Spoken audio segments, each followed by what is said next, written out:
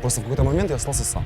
Просто никого вокруг, я один, там, да, и вот этот страх, который, ну, понимание того, что все, что вот это все, вся моя жизнь, да, вот там мне 23 года, но на тот момент мне было 21, да, мне 21 год, я понимаю, что все, никаких перспектив. Вот хорошо помню утро, когда я проснулась, вот я уже была зависима очень сильно, я употребляла в большом количестве. И проснулась в 4 утра, постель мокрая, куча проблем, куча долгов, друзей нет. Я звоню, мне никто не помогает, как бы. И тело все выкручивало, и родители сидели, которые плакали уже, мама посидела от всего происходящего. Ну, я поняла, что мне надо что-то менять. Либо я умру, при этом у меня много умирало друзей. В этом доме живет 20 человек. Все они бывшие наркоманы, хотя сами говорят, бывших не бывает. Дом, в котором мы живем, дом, который изменил нашу жизнь, дом, который дал нам возможность стать другими людьми и дал возможность, по сути, избавиться от тех проблем и от тех привычек, которые были раньше, которые мешали жить. Все, что здесь есть, это как бы все сделано для самого себя, то есть для улучшения своей личной жизни, для того, чтобы научиться что-либо делать там, своими руками, там, садить, поливать, растить, ухаживать, там, животные. Ограничиваем их от всевозможного внешнего влияния.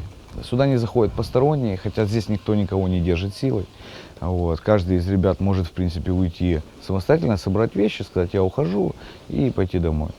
Вот. Ребята не смотрят здесь ни телевизор, ни новости, не слушают новости по радио, также не смотрят рекламу. В этом есть четкий конкретный смысл оградить их от этого, чтобы не мешать работать над собой. Человека только-только с улицы, ему, ну для того, чтобы его почистить, ему надо его прервать на какой-то момент, да? Ну как вот, чтобы отремонтировать автомобиль, да? Чего вы будете делать? Вы же не будете его в ходу ремонтировать, да? Вы его остановите, загоните в бокс, и там будете им заниматься, разберете его, потом соберете и будете уже тестировать, едет, не едет, там, чего еще чинить. Ну вот так, точно так же и здесь. Владимир и Аня старожилы, здесь они уже несколько лет. Сейчас они пример для подражания остальным жителям дома. Вот зал с грибами – это, скажем так, наша святыня. Это вот зал с гербами, да, это святыня, как бы, где имеются гербы выпускников. На данный момент у нас их 30 человек. Вот я 30-я повесила на эту трехдневку свой герб, как бы в чистоте на сегодняшний день без 6 дней 2,5 года. Когда я только приехал сюда, в этот дом, я вот помню, зашел в этот зал, мне, ну, посмеялся на самом деле, так посмотрел, думаю, боже, на листиках дети, там, ну как дети, знаете, там какие-то разукрашки, там, не знаю, ну, мне было смешно на это смотреть. Но потом, когда как-то, знаете, с каждым разом, там, с каждой фазой, с каждым там каким-то там событием я влаживал туда свои победы определенные, какие-то изменения свои и так далее. И этот герб, на самом деле, это, ну, можно сказать, 2 года моей жизни. Каждая, как бы, какая-то зарисовочка, каждый как момент, это каждый этап, каждая ступенька моей программы. На самом деле, это очень круто. Сейчас этот герб я, наверное, не променяю ни на что. И, ну, это гарант моей трезвости. Вот я могу сказать, что мой герб – это вот, ну, знак того, что вот, на самом деле я достоин быть трезвым, успешным в этой жизни. Ну, это очень, ну, герб – это самое важное, что есть в данный момент у меня здесь. Зеленые ленточки – цвет жизни. Как бы это желание жить, которое у меня есть на данный момент. Вот так вот. И я очень горжусь, что мой герб на данный момент есть выпускником. Истории обладателей гербов на этой стене до боли похожи. Все они поддались слабости, но у каждого была своя причина.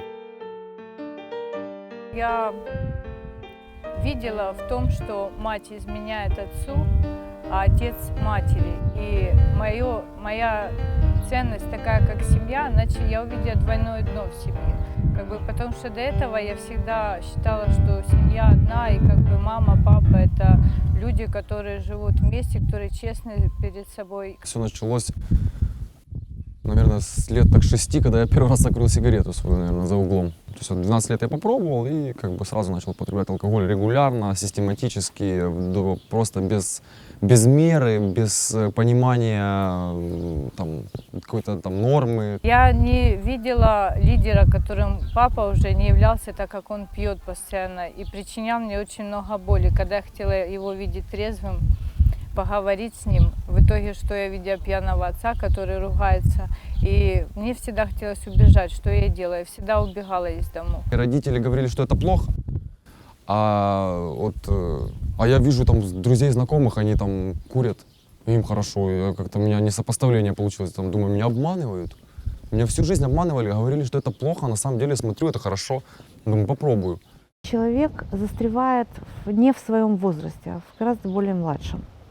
Да, вот, то есть в паспорте написано одно, там, допустим, написано мужчина 25 лет, а фактически перед нами подросток 11 лет, 11-12 лет. А кто такой подросток? Подросток – это человек, который претендует принимать решения, претендует рассуждать, но нести ответственность за свои рассуждения он совершенно не готов.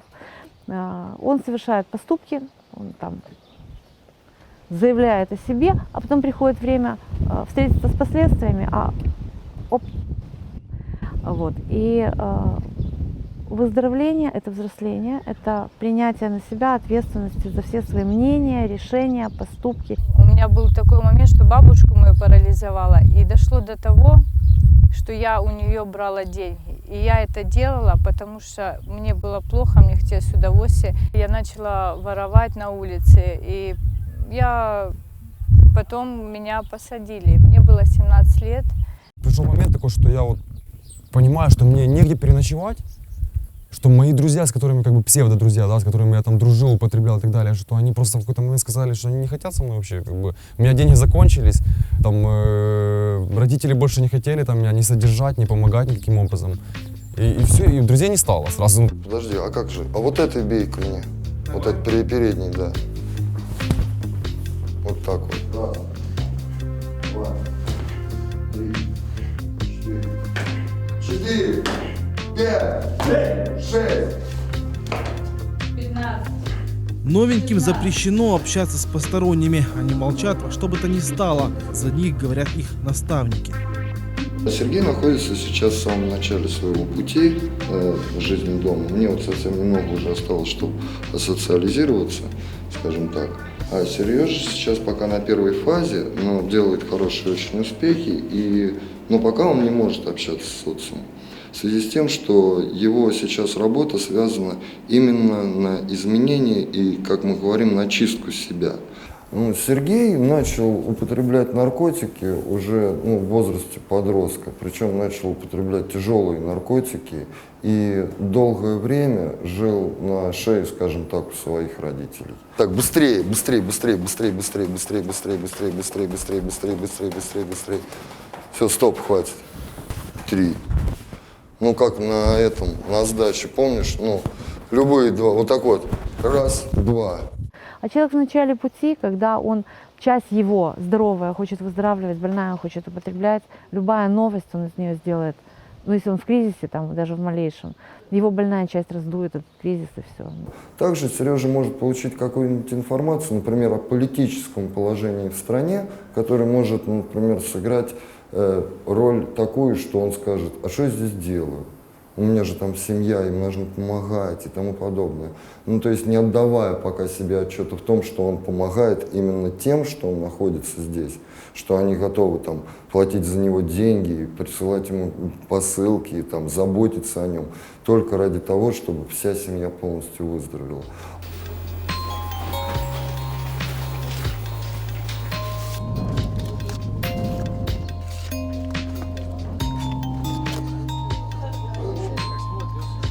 Здесь, конечно, работы незавершенные, здесь еще много работы, но начинаем, по чуть-чуть делаем. Все своими руками. Это вот мой цветочек, кстати. Это я привез из дому, посадил. Это мой. Я начал... Никогда в жизни не было своего цветка, никогда в жизни не было чего-то такого, чтобы я сам вырастил, не знаю. Вот мое первое дерево, можно так сказать.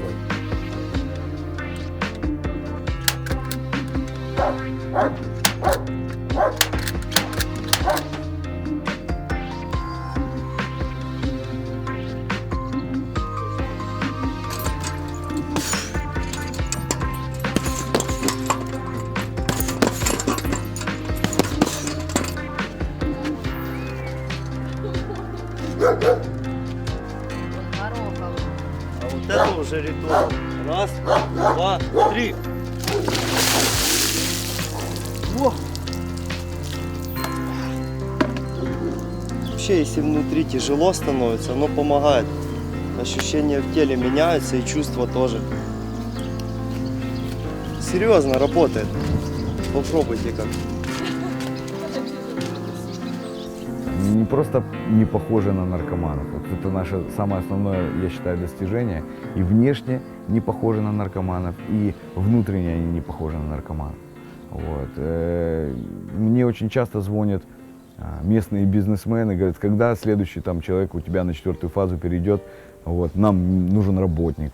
И я его понимаю, потому что этот работник, который не ворует, не употребляет ни алкоголь, ни наркотики, не опаздывает на работу, вот, ну, как бы на сегодняшний день это дорогого стоит. Я умею трезво отдыхать, это мне доставляет огромное удовольствие. Это волейбол, рыбалка. И я вообще на самом деле никогда не думала, что я смогу это изменить. Но я на данный момент очень горжусь собой. И я считаю, что я большой пример, как можно справляться с этой зависимостью. Буквально 2 недели назад вышел в город, в Николаеве, да, я иду по городу, и я смотрю вокруг, там кто-то с пивом идет, да, кто-то там с сигаретой, кто-то там что-то бегает в суете, да, а я иду, понимаю, что я иду на учебу, я понимаю, мне не нужно никуда бежать, да, я не курю, я бросил курить здесь, курил 16 лет, сейчас не курю, я абсолютно легко с этим справляюсь, без проблем вообще. Я не употребляю алкоголь, я не употребляю наркотики, я умный, образованный, у меня куча плюсов, я иду, я понимаю, я свободен, я могу принимать решения здраво. Вот это такое состояние, это чувство, наверное, которое ничем не заменишь. Никакой наркотик не даст такой эйфории, как вот это состояние, понимание того, что ты внутри как орел, знаете, летишь. Я в полете, я был такой внутренний порыв был, я просто летел над землей, я шел и просто ногами, можно сказать, не касался земли. Я понимал, что я свободен. Мне никто ничего никто не сможет меня как-то внушить мне какую-то мысль, потому что у меня есть свое мнение на каждой вещи. Я могу прислушаться, но буду делать так, как я считаю нужным и так далее. Это круто. Вот это состояние, это чувство я желаю испытать каждому, на самом деле. Ради этого стоит жизнь.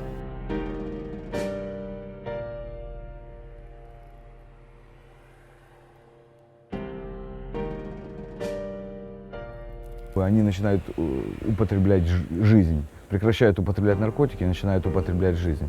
Это такое вот как бы метафорическое сравнение, но тем не менее оно становится понятно. Люди начинают получать удовольствие от того, что они живут трезво.